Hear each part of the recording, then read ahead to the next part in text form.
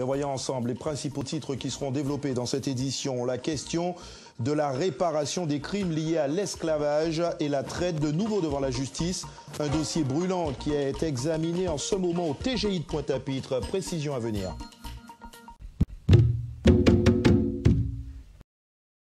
Bienvenue à tous. Direction le tribunal de grande instance pour débuter cette édition. La chambre civile de cette juridiction a depuis cet après-midi un dossier brûlant sur la table, celui des réparations des crimes liés à l'esclavage et à la traite. C'est la troisième fois qu'une juridiction examine cette requête. Lors des deux précédentes auditions, les requérants avaient été déboutés. On fait le point avec Franck Aristide qui est sur place. Comme vous le voyez derrière moi, l'audience est en train de s'achever ici à Pointe-à-Pitre. Elle s'est déroulée devant une salle comble de citoyens, de collégiens, durant un peu plus de 4 heures. Les avocats se sont succédés. Ils ont développé des arguments historiques, la rafle en Afrique, la traite, la réduction en esclavage, les viols, les meurtres qui ont suivi. Puis ils sont passés aux arguments humanistes, rendre leur humanité aux descendants des 20 millions d'esclaves déportés, réparer pour pardonner, rassembler sous une même humanité. Puis ils ont évoqué les arguments juridiques et l'imprescriptibilité à leurs yeux du crime contre l'humanité qui a été l'esclavage. C'est cet argument qui a été balayé d'un revers de main par l'avocat de l'État pour qui il y a bien prescription. Alors les magistrats vont-ils décider de nommer des experts pour évaluer le coût des réparations au regard des conséquences sociales, économiques, sociétales, psychologiques du crime qu'a été l'esclavage? Leur décision a été mise en délibéré.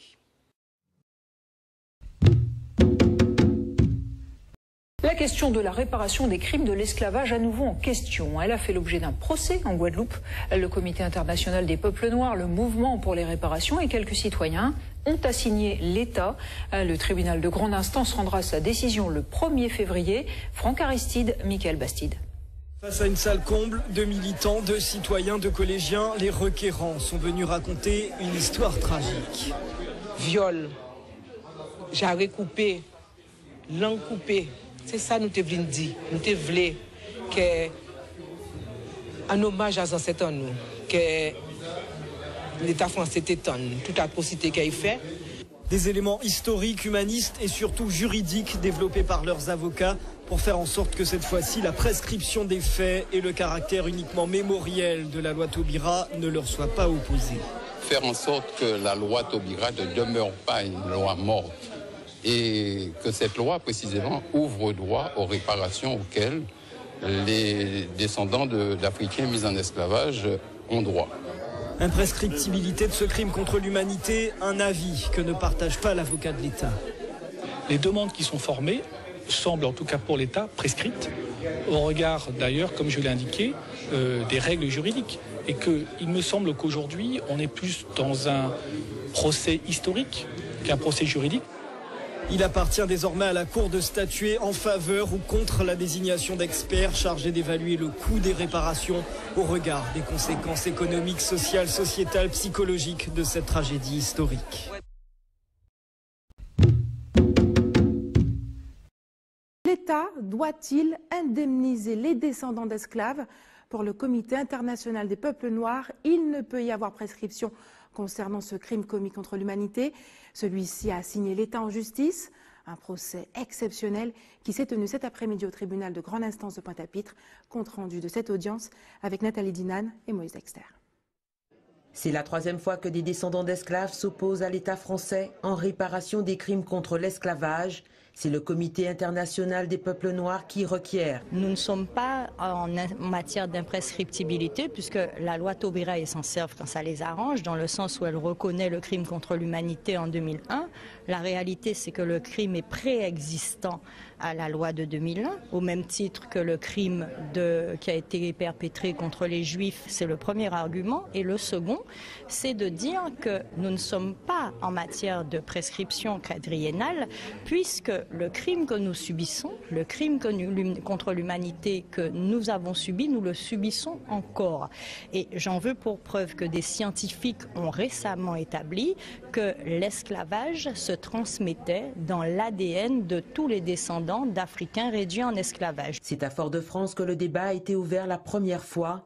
Les requérants avaient été déboutés. reconnus non légitimes et prescrits. Maintenant, il est un peu tard pour demander que les auteurs soient sanctionnés, mais on peut toujours demander réparation. Et l'attitude de la France et des tribunaux français qui consiste à nous dire que nous n'avons pas droit à réparation, c'est une attitude tout simplement raciste. C'est une attitude qui nous dénie encore une fois notre humanité.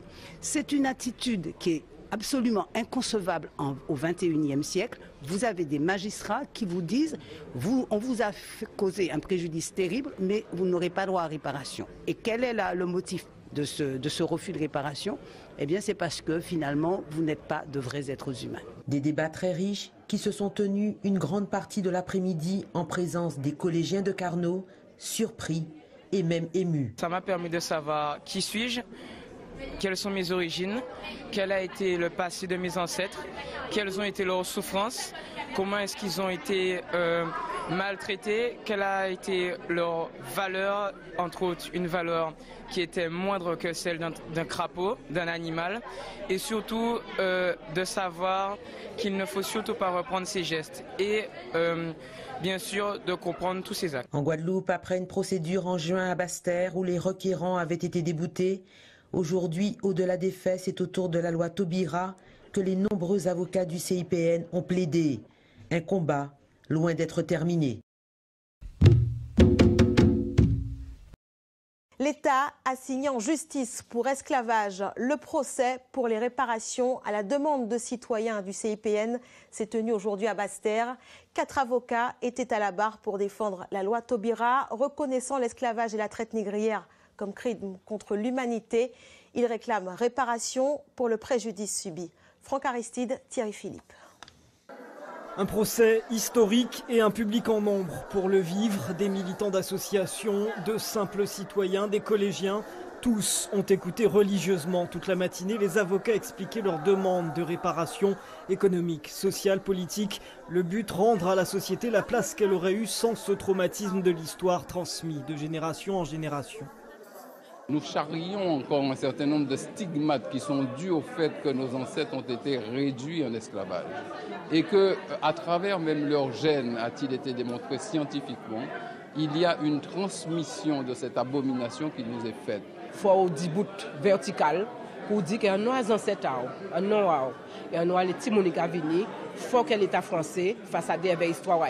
L'histoire certes, mais pour l'avocat de l'État, la question est aujourd'hui avant tout juridique. Et pour lui, le crime est prescrit parce que la loi Taubira ne prend pas en compte les événements antérieurs à 2001 et les demandes des requérants ne sont pas recevables. Ils n'ont produit que leur carte d'identité et non pas une généalogie qui permettrait de faire un lien entre les esclaves et eux-mêmes. Et une des règles importantes en matière juridique, c'est la preuve. La décision de la justice sera connue début septembre, mais les militants l'ont d'ores et déjà annoncé. Tant qu'ils n'auront pas obtenu gain de cause, ils continueront à se battre. À noter, le délibéré est prévu au 7 septembre. Sur cette question des réparations, dès 2013, le plus haut sommet de l'État avait déjà tranché en parlant d'impossibles réparations. Le seul choix possible, le plus digne, le plus grand, c'est la mémoire, la vigilance et la transmission.